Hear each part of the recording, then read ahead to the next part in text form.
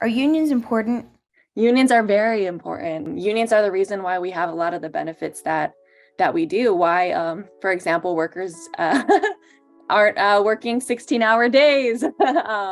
Why there's a minimum wage, why we have sick leave, all of those kinds of things. Victories that have been won by working class people throughout history have been through unions. Collective problems cannot afford individual solutions. So if we all have the same problems as precarious graduate workers, organizations help us dream and believe that another world, another university is possible, because when we fight, we win. Graduate students are essential to the functioning of any university, especially U of I.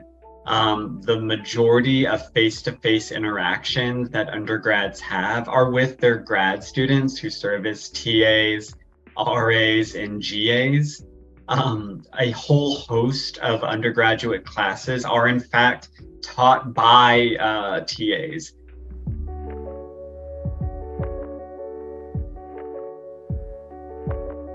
Hi, my name is Carla Sanabria Beas.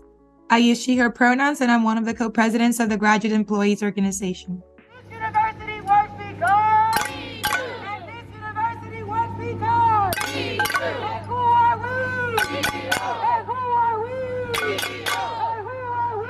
And who are we? I'm a first-year social work PhD student. I also did my master's degree here at UIUC in teaching English as a second language in the linguistics department. The GEO stands for the Graduate Employees Organization. Our more technical or longer name based on our parent unions is GEO Local 6300. The GEO for the last 20 years has made possible quality access for public education, a living wage, and better working conditions for thousands, if not hundreds of thousands at this point, of graduate workers and their families over the last 20 years. It was founded in the early 2000s, and we represent close to 2,000 graduate workers here at the university. My name's Mitchell Savello. I am a second-year PhD student in theater studies. In December, I became a steward in the theater department, which is sort of a more official title of a kind of GEO volunteer. Hi, my name is Chelsea Birchmeyer. I'm a graduate student in the psychology department at the University of Illinois at Urbana-Champaign. I've been a member of GEO since I first got here in 2017.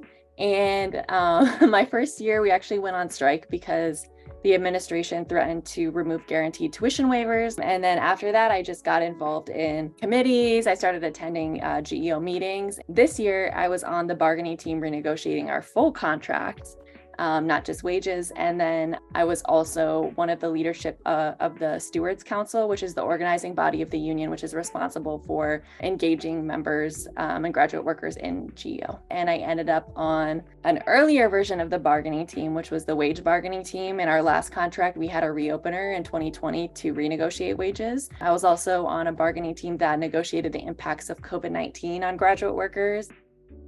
So bargaining is a longer process than a lot of people realize. So what GEO does is before we form the bargaining team and begin bargaining, we form a bargaining research team. We had our first contract bargaining session March 7th, 2022. The bargaining team of the GEO came prepared. We presented a 42-page comprehensive proposal based on the interests of our membership, and member voted upon pillars, which were health and safety, wages and waivers, and access and justice. They refused to provide their own full counter proposal to ours. This is a common thing that the University of Illinois administration does. They did it in the past bargaining cycles too. They waited until after our contract expired in August to do that. And it's really a struggle when your contract expires, because that's the point when, for example, like we experienced 9% inflation, but we weren't getting a wage increase because our contract had expired. And when they presented a proposal, and it was a take it or leave it proposal, our members got tired of that. And in December 1st, we had a very successful bargaining session of over 140 attendees,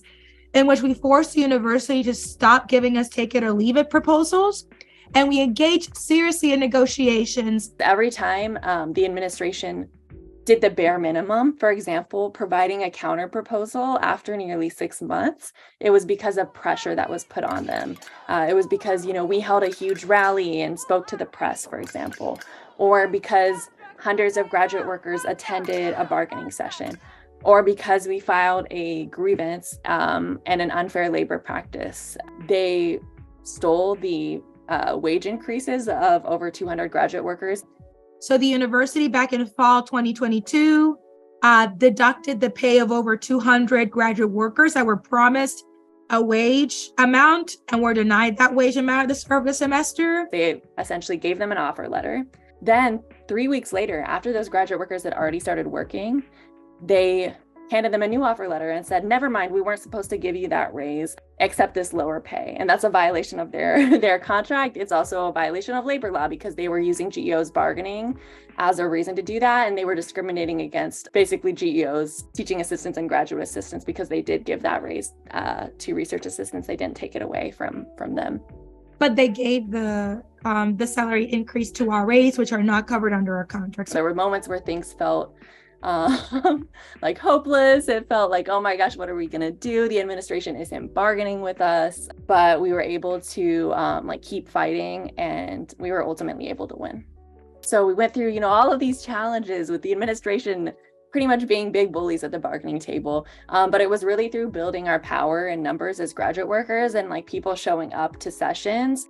Finally, the last bargaining session that we had, over 320 people attended that bargaining session. So that was huge. And that was the session where we finally started to make a lot of movement and where we were able to then reach a tentative agreement. In it, we won a 10% retroactive wage increase that again goes back to August 2022. That's one of the biggest things that we won, that wage increase with back pay. We also won increases across the remaining years for a total of around 25.3% across the 4 years. We won fee waivers. So we won waivers of the transportation fee and international student fee. And those amount to a total of about $140. The end result of bargaining is the contract. The contract not only sets in place the wages that employees receive, but there's also a lot of non-economic things that employees get from a good contract that is enforced by a union. Then we won summer healthcare coverage, which was really exciting. An increase in dependent healthcare coverage, including over the summer, that increases from 25 to 40%. We won an increase in the number of days that you have to raise the concern that you're being overworked. We won some expansions to non-discrimination. For example, we got medical condition as a protected category from discrimination.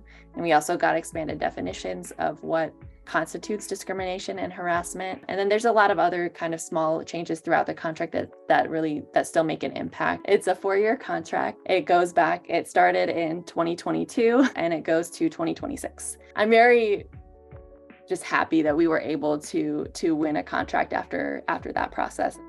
Simply signing a card and becoming a dues-paying member is the best way to support the union.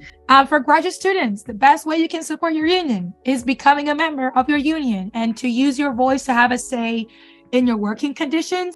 The second thing you can do to help GEO after you've become a member is to volunteer. The GEO is entirely run by student volunteers. No one gets paid to do it.